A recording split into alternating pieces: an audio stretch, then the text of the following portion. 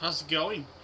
So when you see guys like this who are telling you that, hey, you know, my super secret magic formula, I'm going to teach you how to become a super stock expert, and then he starts. Whoa, my apologies. And then he starts, and then he starts showing you the charts. My apologies. It's just this stuff is so funny to me. He starts showing you the charts,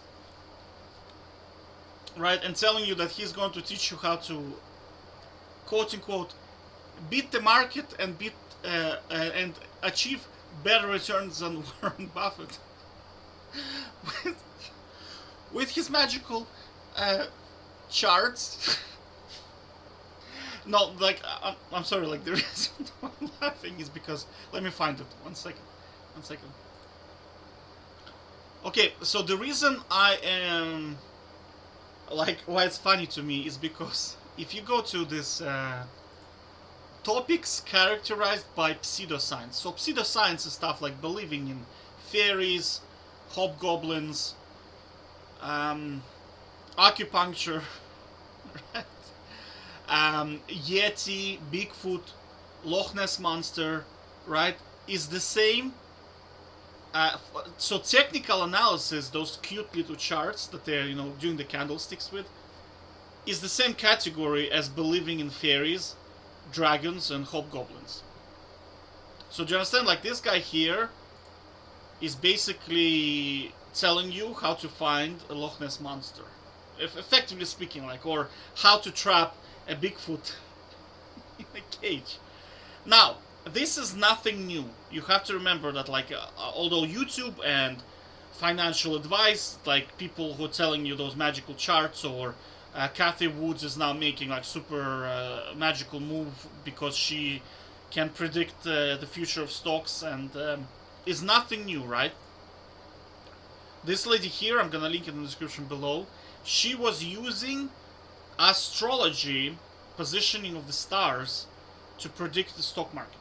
And she had thousands of subscribers. Thousands.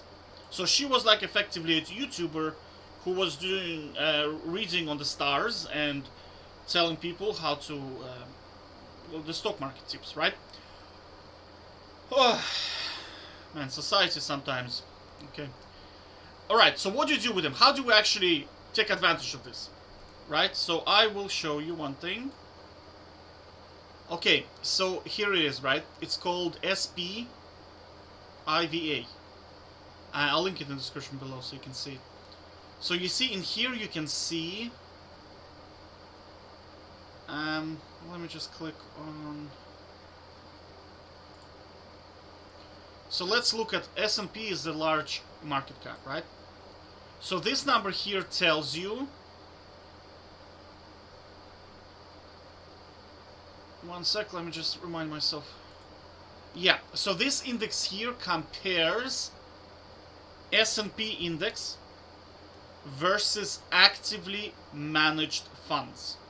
Now, we know historically that actively managed funds, like this guy is pitching here, do not beat S&P in the long term.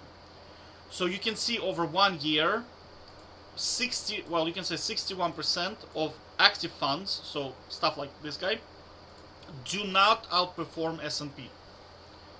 Right? And then as you keep going, the number gets shittier and shittier. So over 15 years, this guy's success of beating the S&P is 7.8%.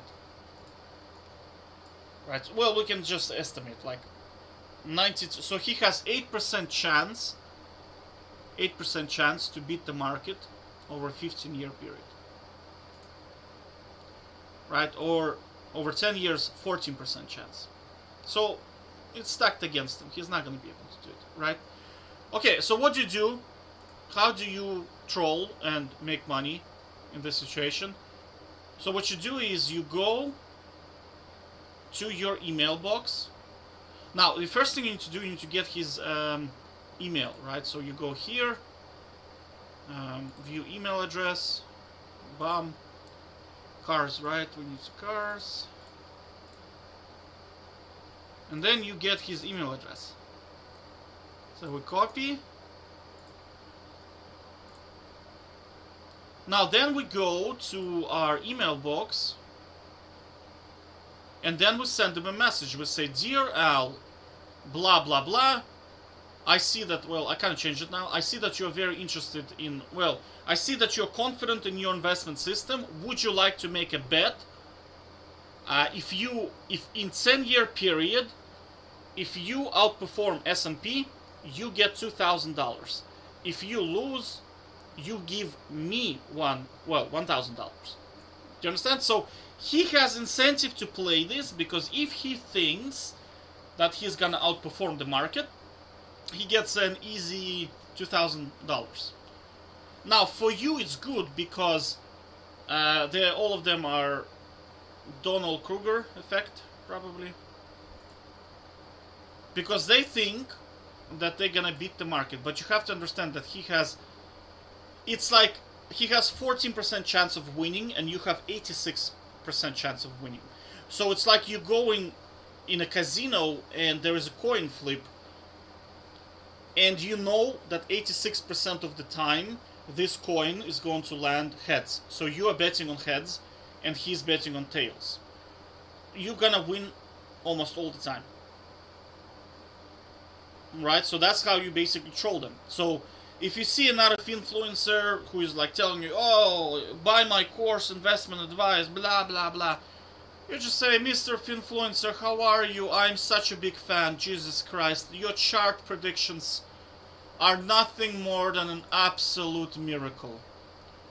Would you be interested in a profitable deal? And then you say, hey, do you want, if you outperform, you get 2,000. You can even do probably 3,000. It's still gonna work, right? And if you lose, you give me 100. Well, 1,000, and that's it, right? Now, what does that tell you? That tells you he's a scammer, because if he's for real, he's gonna take you up on the offer, right? And if he does, you benefit, because you just made yourself 1,000. Easy money, right? Easy money. Because his statistical probability of success is like non-existent, right? Okay, so I've covered this. Let me just think. Yeah, I think that's about it. So just do that, and let's see how many influencers can actually put their money where the mouth is, right?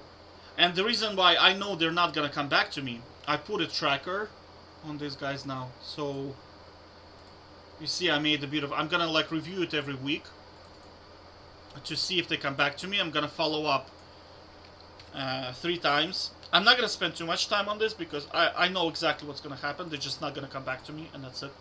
Because I did that with League of Legends players, because there were some shitters. They were like, yeah, I'm so good, I'm such a good player, blah blah blah. And like, I was like, okay, if you think you're so good, let's play one-on-one.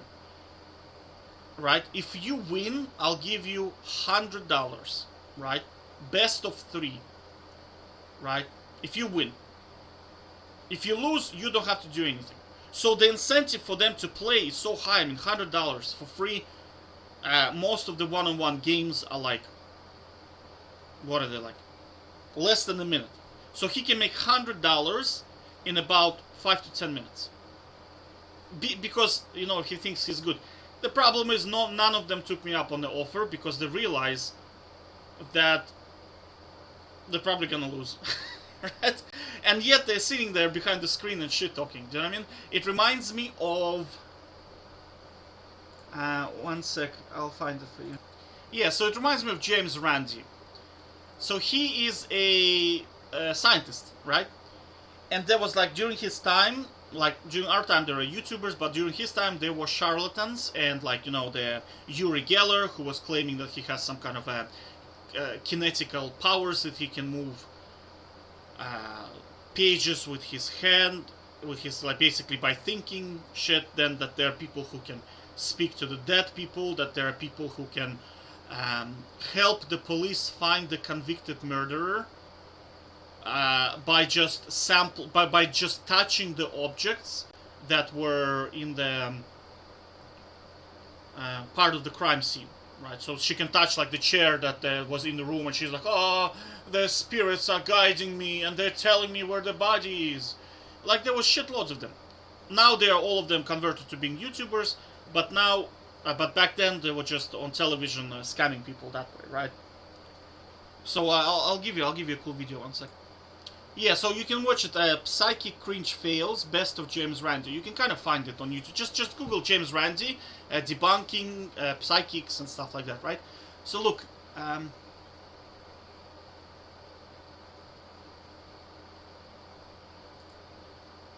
you see, so this guy whole thing is like telekinesis, right?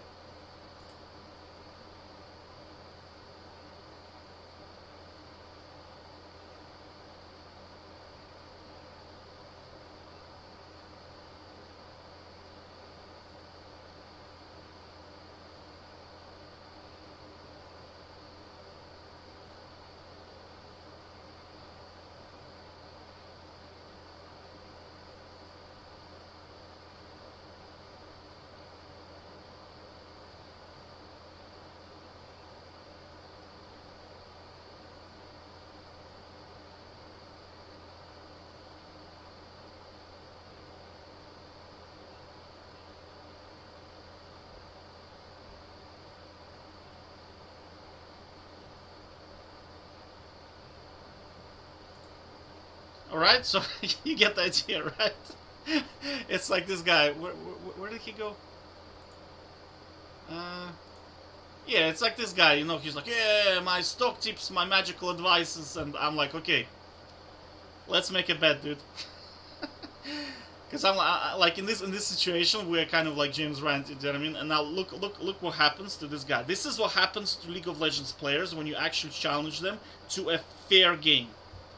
That's what's gonna happen. I'm gonna fast forward, kind of like increase the speed, so you'll be able to see that this guy's like, oh, my magical powers all of a sudden stopped working. Jesus Christ, it must be the electrical fields. I just love this stuff, you know, it's just so hilarious to me.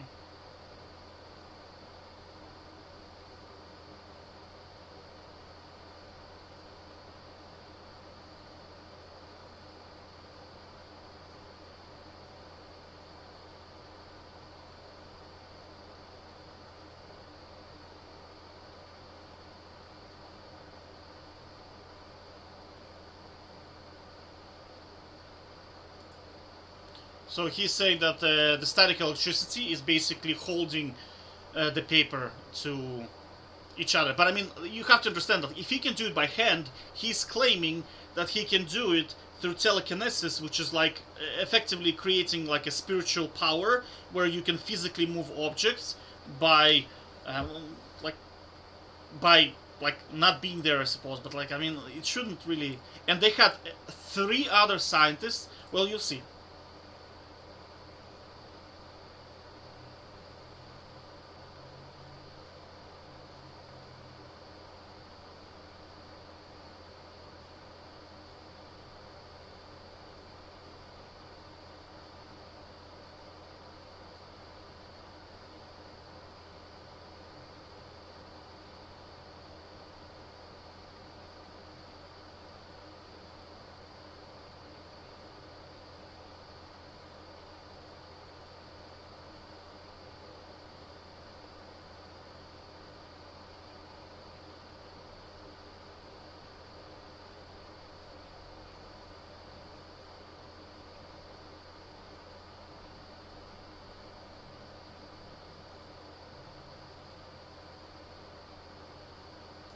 Because you see, he can't do it because he figured out how to blow into pages to make them turn, but like he has no actual powers. You know what I mean? That's why he cannot do it here. And like what I like about James Randi is because he himself can replicate their magical tricks, right? Like he on multiple occasions he was like, there was a dude, he was like bending spoons or something. James was able to do that as well, right?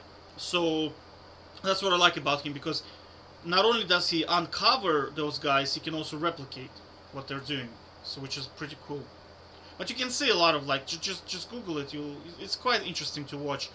This guy claims that he can find gold by using some kind of a stick, which is hilarious. Because there were people like making money telling where to dig wells, where technology did not exist to find wells efficiently. So they would hire people.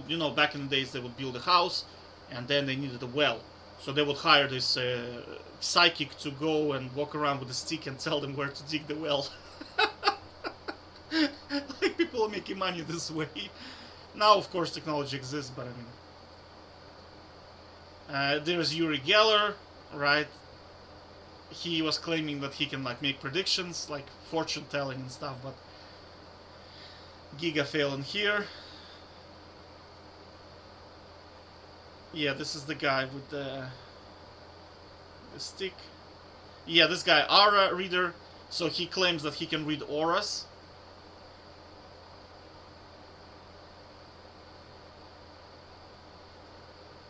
Oh, that's guy. What's his name? Peter something. So he was telling, like, he was. Just watch it. Like, I'm not gonna spoil it for you, right? But I mean, it's hilarious. Like, so that's what I'm saying, is that it's very funny when you. It's kind of like this guy here. Like, you see, his powers just stopped working. When you put him into a controlled experiment where he cannot create his gimmicks, they just fail hardcore, right? And he has $1 million foundation. That's called $1 million challenge. He said, you see, James Randi Educational Foundation, $1 million challenge. So at that point in time, he said, okay, if anybody can prove to me that their supernatural abilities are actually true, I will give them $1 million. And no one could do it. No one could do it. So we're kind of creating a version of this in here, where we're just like, so this guy is basically kind of like telling you that he has magical powers, that he can predict the future of the stock by using his magical stock analysis, right? We know it's a fake, right? So we tell him, okay, Mr. Dude, let's do a control experiment, S&P versus yourself, and he's not going to take you up because he knows the outcome, right? He's looking for gullible people, basically. That's what he's looking for. All right. Okay, so I'm gonna link in the description below. This one is very important. And James Randi. Okay, take care. Enjoy. Bye bye.